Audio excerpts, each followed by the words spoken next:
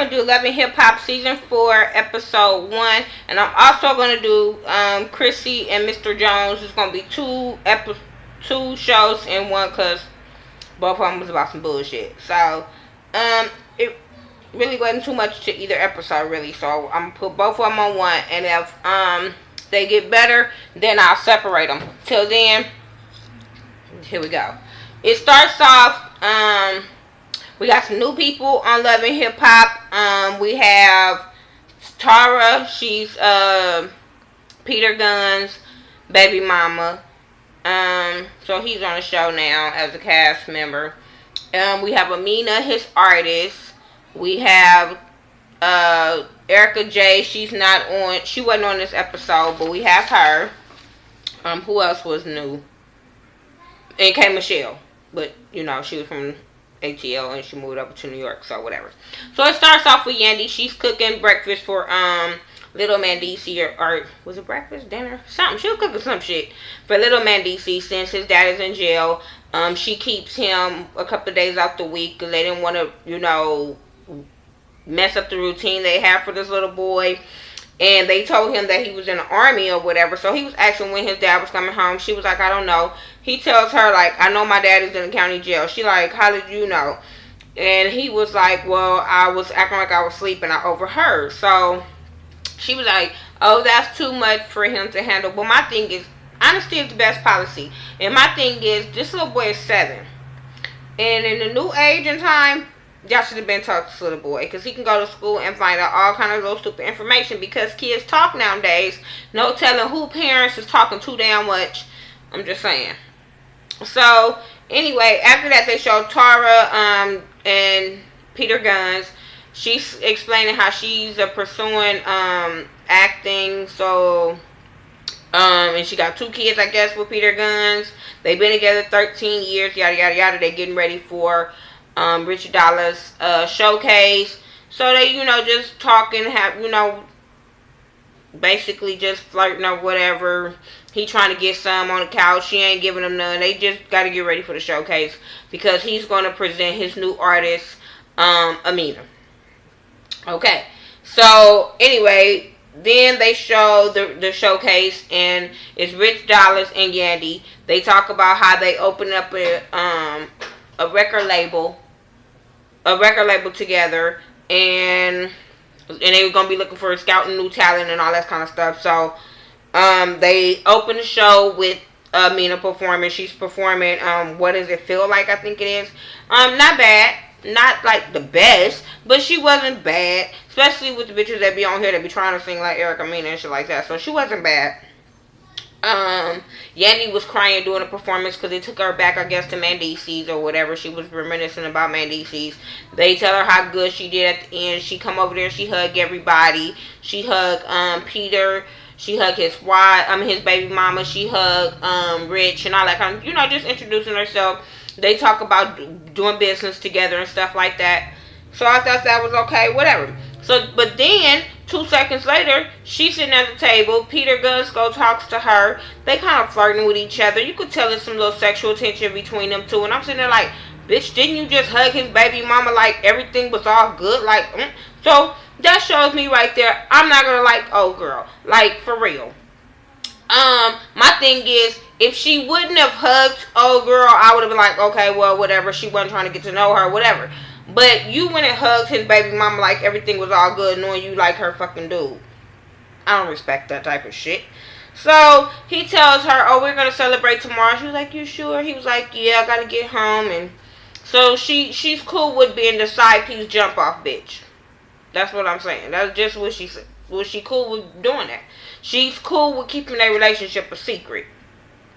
That's why he's able to fuck his baby mama, because you're willing to keep the shit a secret. You could tell he was kind of nervous. That nigga was like looking like, shit, is she looking? And because she kept trying to kiss him, and he was trying to make sure his baby mama wasn't looking. I caught that.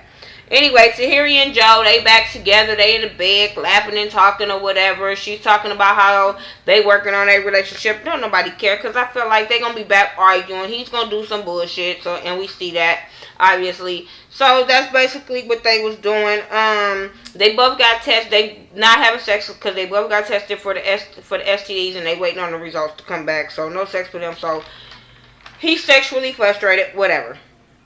Erica, she's in a lingerie store. Rich Dollars come and see her. They talking about she's doing a new book. She's gonna do a sex book about pleasing women, because now she's in a relationship with women. She like the other side better.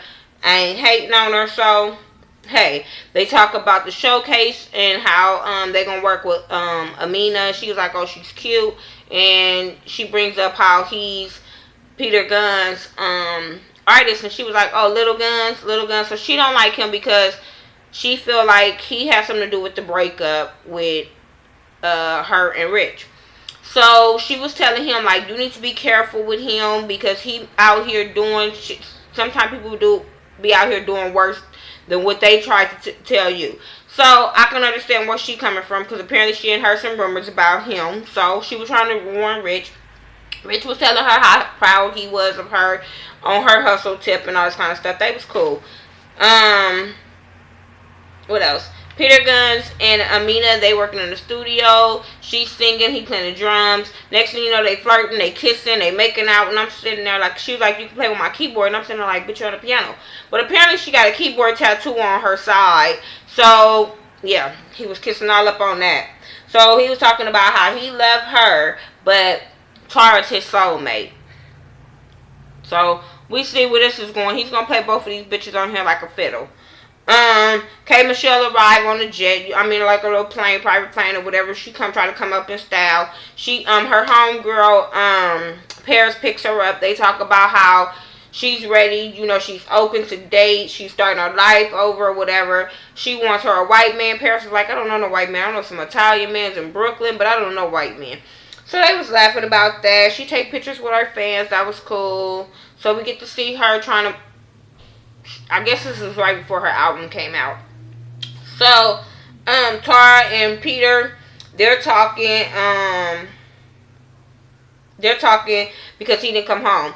And when she was looking for him, her sister sent her an Instagram picture of him and Amina. So he was like, that's my artist. He gave her some little bogus ass excuse, and I'm sitting there like, them bitches. You guys, my thing is, you can tell when a dude is lying, and he had lying all written all over his face. But whatever. Yandy gets a call from DC. They talk about the son knowing he in jail. They talk about how she wants to feel wanted. He like, shit, I'm in jail. She was like, well, I still want to be felt wanted. Like, we're in a relationship. You need to know that we're in a relationship. Yada yada yada. He might get a mandatory 20 years, whatever. So, Peter, he wakes up at Amina's house. I guess his phone is going off for him to take his son to school. She don't want him to leave. He was like, well, you should want me to go take care of my son. He gave her some bogus excuse so she could be cool with him leaving. He talking about he got to go take his son to school, yada, yada, yada. But I'm like, girl, you dumb. And you're willing to play the side bitch. You're dumb. So anyway, Tahiri and Joe, they go on a date. Because they got clean STDs, so they go celebrate. Then he gonna break her back that night, whatever. Yandy and Tara meet up. They talk about Mandici's being in jail and how she don't know if she could do this and yada yada yada. She crying and who cares? Because I just feel like this is what you signed up for. You said you was gonna be his ride or die chick, bitch. Don't go complaining to your homegirls that you said you was gonna be the ride or die chick. Suck that shit up and be his ride or die chick, or let that shit go. Rich and Amina and Peter, they kind of meet up. Well, Amina's performing, I guess, and Rich came to see her sing. So first, while she was singing, Peter and Rich was talking, and he was like something about she looked good or whatever, and Rich is noticing like, what the fuck is up with this? Like, you tried to warn me a couple of months back or last year or whatever, and now you doing the same bullshit. Like, come on now. And like, you used to be in the family man. Rich is like, I don't have shit to do with this type of shit, because all he known Peter for was being a family man, and now you gonna go jump off the side bitch to little artist bitch and fuck up your family. And then you already warned him on the same bullshit and broke up his relationship with Erica. So anyway, the girl come to the table. He leave him and Rich to sit and talk. And Rich is like, you know, what's up? You know, you can't be mixing business with pleasure. You know, you got a baby mama. She like, that ain't got nothing to do with you. She get real defensive or whatever. He's like, it do. Especially when he has to manage you. You gonna be on his label. He don't want all that bullshit ass drama, girl. So yes, that do have something to do with him in a sense. But she was really on the defense or whatever. He was telling her to play her position. She was like, I'm playing my position. You don't know my position. She was like, something about, he called Tara the wifey. She was like, that's not wifey. I'm wifey. And she was like, well, don't tell nobody. So I guess they secretly married or whatever. And that's how that goes off. So that was my review for Love and Hip Hop season 4, episode 1. Really wasn't too much to this episode. They were just really introducing each other.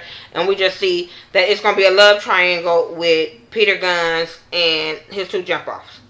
I'm just saying. His baby mama and his artist. So, you know, it's like, I don't want to compare him to who everybody's going to compare him to. So, but it's that type of situation. Chrissy and Mr. Jones. That wasn't really too much to that episode. Only thing was to this episode was, his son is staying with them now. His name is Pootie. I don't know how old he is or whatever, but they kind of trying to balance, who's going to get up with him. She wants Jim to do his fatherly duties with this little boy. She don't mind playing a stepmom, but she just wants Jim to do what he has to do. Jim and the little boy was planting something outside, and Jim was telling the little boy, like, if you see a light fixture broke in the house, fix it. If you see some trash, if you just do the toilet. Basically, Chrissy was like, that's every damn thing I told Jim to do. Now he's trying to tell his son to do so he can get up out of his responsibilities. They come to some kind of agreement of her waking up 2 days out the week, him waking up 3 days out the week, and they gonna work this shit out. The little boy seemed cool. He seemed smart. He seemed old enough to get his ass up, and because apparently he had the second time he got his own self up, made him some waffles, got himself dressed. This little boy is not a little bitty kid, so hell, he could maintain. Mama Jones and Freddie bullshit. Every time you turn around, they into it. And then by the next season, they trying to work the shit out on the first episode. By the end of the season, they gonna probably be back into it.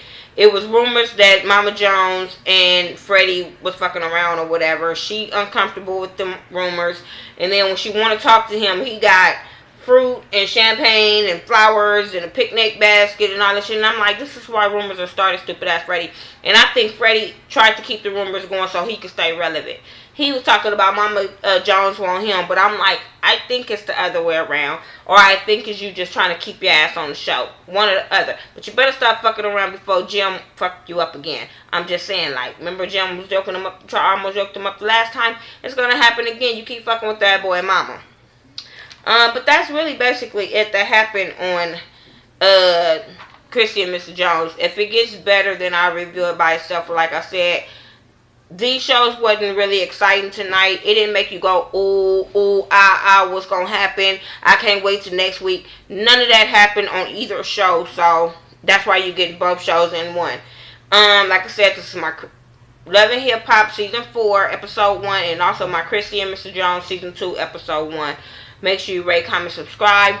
Follow me on Facebook, Twitter, and Instagram. I do everything by The Ghetto View, THA, not THE. Make sure you follow my girl, Ashley Miller, 1987, Mike B, 801. And also follow my girl, Samora Love, SAMORE, Love. Check her out. She got cool videos, so we can all support each other. YouTube is a big world that we can all support each other, so I don't have no problem with supporting people that support me. Thank you for watching. Until next time, we'll talk again.